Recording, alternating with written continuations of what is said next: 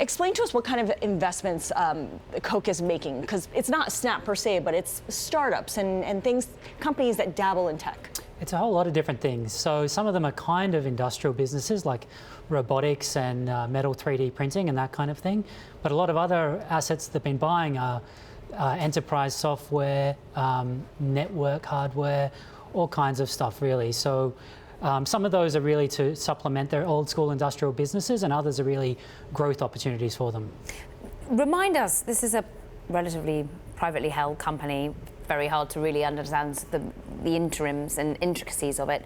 What is it in so far? How large is this business and how much has it grown? Well, Koch is massive. They make about 110 billion a year in revenue. But as you say, they're privately held, so not much is really known about them by the typical American consumer. You don't come across many Koch brands and that kind of thing. Mm-hmm. Because they're not publicly traded, most people don't really care what happens to them, but they are massive. They have a big energy business, obviously, refining and oil pipelines, but they also have a huge forestry business, Georgia Pacific. They even have a ranching business. They're one of the biggest ranchers in the United States. All right, so tell us a little bit more about Chase Koch, who is 42 years old and who's decided to really steer the company in this direction, diversifying, expanding its exposure to different industries. So Chase is Charles's son. He had in some ways, maybe the kind of childhood you'd expect from a Koch. He grew up listening to Milton Friedman on tape and all kinds of stuff. Oh, as you do. Yeah, exactly. But then after college, he kind of stepped away from that a bit. He moved to Austin. He was in a classic rock band playing sort of Led Zeppelin and Pink Floyd. Did that for a couple of years and then decided that the opportunity at Koch was too big to pass up.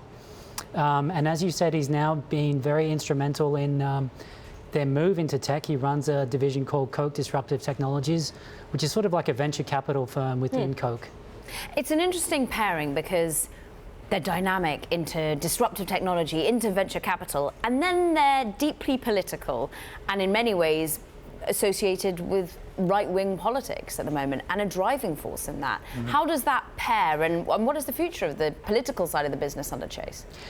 I think that's a really tough question to answer. You know, Chase said last year that he wasn't all that interested in politics. It wasn't really who he is.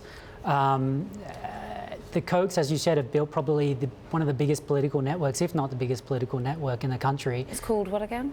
Well, there's a whole lot of different parts to it, but Americans for Prosperity is probably the biggest part.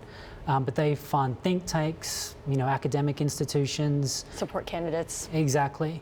So, you know, the network as a whole is a lot of different parts. So it'll be fascinating to see what Chase does with that once Charles and David aren't around anymore.